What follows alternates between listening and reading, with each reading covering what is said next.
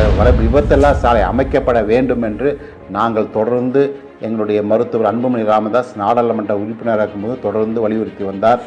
மற்றும் நான் சட்டமன்ற உறுப்பினர் ஆனவுடன் இந்த சாலை விபத்தில்லா சாலை அமைக்கப்பட வேண்டும் என்று சென்னையில் உள்ள RGM ரீஜனல் ஜெனரல் மேனேஜர் நகாய் அந்த அலுவலர் நேரில் சென்று ஒரு கடிதம் எழுதி இதனுடைய விபத்தில்லா சாலை அமைக்கப்பட வேண்டும்.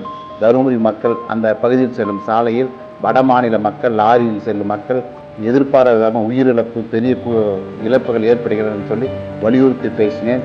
அதன் அடிப்படையில் அவர் அந்த RGM அப்பொழுது திட்ட மதிப்பு தயார்படுவதற்காக ஒரு குழு அமைக்கப்பட்டு மதுரையில் இருந்து தனியார் துறை அந்த திட்ட மதிப்பீடு தயாரி செய்யும் அந்த குழு தொப்பூர் கணவாய் பகுதி வந்தது. அவருடன் சென்னை நகாயினுடைய திட்ட அலுவலர் உடன் வந்தார். நானும் 2 நாள் அங்கு சென்று வந்தேன். வனத்துறை மற்றும் அந்த பகுதியில் முழுமையாக சர்வே செய்யப்பட்டு ஒரு விபத்தில்லா சாலை அமைக்கப்படும் ஒரு திட்ட மதிப்பீடு தயாரிக்கப்பட்டு அப்படியே உள்ளது. அதனுடைய அடுத்த கட்ட நடவடிக்கை எடுக்காமல் கால தாமதமான அடிப்படையில் கடந்த ஆண்டு ஜூன் மாதம் டெல்லியில் உள்ள அந்த நெடுஞ்சாலை மற்றும் போக்குவரத்துறை அமைச்சர் மாண்புமிகு நிதின் கட்கரி அவர்களை நான் எங்களுடைய நாடாளுமன்ற ராஜ்யசபா உறுப்பினர் மருத்துவர் அன்புமணி ராமதாஸ் ஐயா அவர்கள் அமைச்சரிடம் தேதி வாங்கி சந்திக்க வைத்தார்.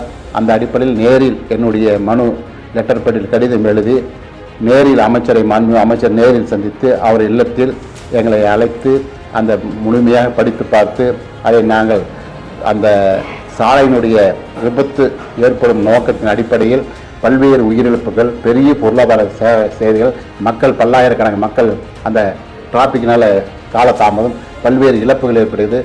தயவு செஞ்சு இந்த சாலை விபத்தில்லா சாலை அமைக்கப்பட வேண்டும் என்று கோரிக்கை வைத்தோம்.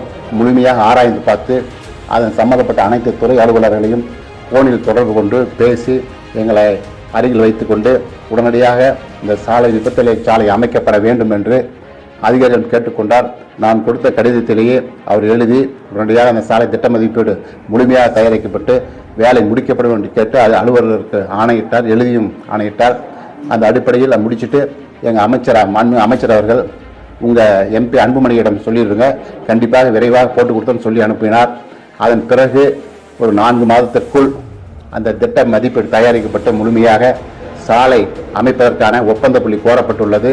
சாலை அமைத்த நிதி ஒதுக்கீடு செய்த மாண்புமிகு மத்திய அமைச்சர் நிதின் கட்கரி அவர்களுக்கு நன்றியை தெரிவித்துக் கொண்டும் சாலை அமைக்க நிலம் எடுக்கும் பணி தமிழக அரசு தனியாக ஒரு மாவட்ட வருவாய் அலுவலர் நியமிக்க வேண்டும். இப்பொழுது அதே மாவட்ட வருவாய் அலுவலர் நியமிக்கப்பட்டிருப்பதால் பணி ஆரம்பிப்பது லேட் ஆகும். ஏனென்றால் தினந்தோறும் விபத்துக்கள் அந்த பகுதியில் உயிரிழப்பு ஏற்படுகிறது. அதனால் ஒவ்வொரு நாளும் இன்று கூட இப்பொழுது கூட அந்த மலைப்பாதையை கடக்க வேண்டும் என்றால் 1 மணி நேரம் காலதாமதம் ஏற்படுகிறது. அதனால் அந்த மாவட்ட வருவாய் அலுவலர் தனியார் நியமனங்களை கேட்டுக்கொண்டு நில எடுப்பு பணி விரைவாக முடிக்க கேட்டுக்கொள்கிறேன். மற்றும் அதே தேசிய நெடுஞ்சாலையில் அதிக விபத்துகளும் உயிரிழப்புகளும் ஏற்படும் பகுதிகளான வெள்ளக்கல், பாளையம்பூது, சேசம்பட்டி பிரிவு, தேவரத்து பள்ளம், ஏழையதான் கொட்டாய், பழையதிர்மண்டி பிரிவு சாலைகளில் உயர்மட்ட மேம்பாலம் அமைக்க வேண்டும் என்று மத்திய அரசு தமிழக அரசு வலியுறுத்தி கேட்டுக்கொண்டு அந்த பணிகளை விரைவுபடுத்த மாண்புமிகு அமைச்சர் வாயிலாக நான் வலியுறுத்தி கேட்டு நான் நன்றி. விநாயகன் 51 மாண்புமிகு உறுப்பினர் திரு SP வெங்கடேஸ்வரன் மாண்புமிகு பொதுப்பணித்துறை அமைச்சர் அவர்கள்.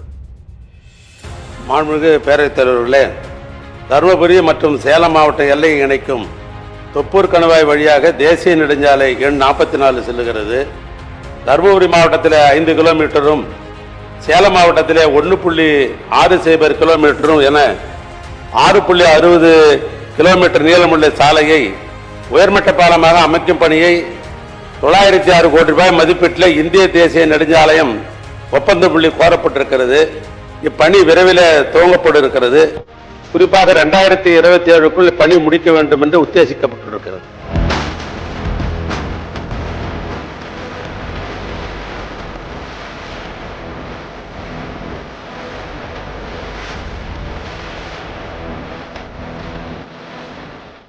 மோஸ்ட் டேஞ்சரஸ் ரோடு இப்போ பார்த்தா அதுதான் நினைக்கிறேன். அதில் மட்டும் கிட்டத்தட்ட ஒரு 100 வளைவுகள் இருக்கும். ஒவ்வொரு வளைவும் 90 டிகிரிஸில் இருக்குது. சில வளைவுகள் வந்து இப்படி போய் 90 டிகிரிஸில் இருக்குது. 100 கிலோமீட்டரில் வரோம், திடீர்னு 40 கிலோமீட்டர் குறைக்கணும், அப்படியே ஷார்ப் பெண்ட்.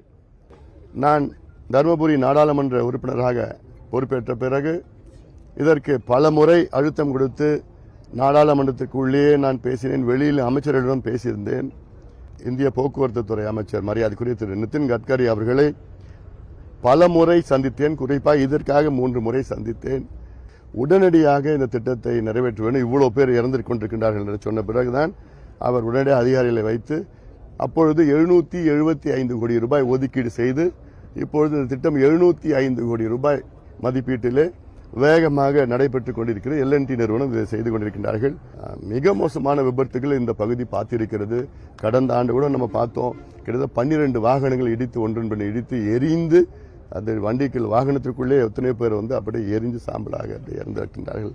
இந்த மோசமான காட்சிகள்லாம் இந்த பகுதியில் தான், என்ன ஒரு சின்ன குறுகிய பகுதியில் தான் நடைபெற்றிருக்கிறது. தொப்பூர் கணவாய் திட்டம் வடநாட்டில் இருக்கிற அனைத்து லாரி டிரைவர்கள் இரவு எப்பொழுது சாகராங்கன்னு தெரியாம போனாங்க. மரணக்குழியில் விழுந்த தினந்தோறும் விபத்து. அந்த விபத்து இல்லா சாலை அமைப்பதற்காக 705 கோடி ரூபாய் ஒதுக்குவதற்கு காரணமாக இருந்து பல முறை வலியுறுத்தி தொடர்ந்து வலியுறுத்தி எங்களை சட்டமன்ற உறுப்பினர் நானும் மேட்டூர் மயிலும் இருக்கிறாங்க. நேராக போய் சின்னையா லெட்டரை கொடுத்து போய் பார்த்துட்டு வாங்க. அவர் பார்த்தோம்னா எங்களையும் அனுப்புனார். அவர் அமைச்சர் இருக்கும்போது எம்பிஆர் இருக்கும்போது தொடர்ந்து வலியுறுத்தி அந்த மத்திய அமைச்சர் நிதின் கட்கரி எங்களை பார்த்து லெட்டர் சின்ன லெட்டர் எங்கள் லெட்டரில் பார்த்து படிச்சுட்டு எல்லா அதிகாரிகளும் அப்பொழுதே அரை மணி நேரம் பேசி இந்த திட்டத்திற்கு நிதி ஒதுக்கீடு செய்கிறேன், உங்கள் தலைவர் அன்புமணியிடம் சொல்லிருங்கள் என்று எங்கள் 3 எம்எல்ஏக்கு சொல்லி அனுப்பினார். 6 மாதம் நிதி ஒதுக்கீடு செஞ்சார். உடனே சின்னைய போய் மீண்டும் மத்திய அமைச்சர் பார்த்து ரொம்ப நன்றிங்க, இன்னும் விடுபட்டதை சீக்கிரமா வேகமா செய்யுங்க, நீங்க எவ்வளவு கால தாமதம் செய்கிறீங்களோ ஒவ்வொரு நாளும் இறப்புகள் என்று சொன்னார். அந்த அடிப்படையில் தான் இது போன்ற திட்டங்கள் தொடர்ந்து வலியுறுத்தி நிறைவேற்றப்படுகிறது.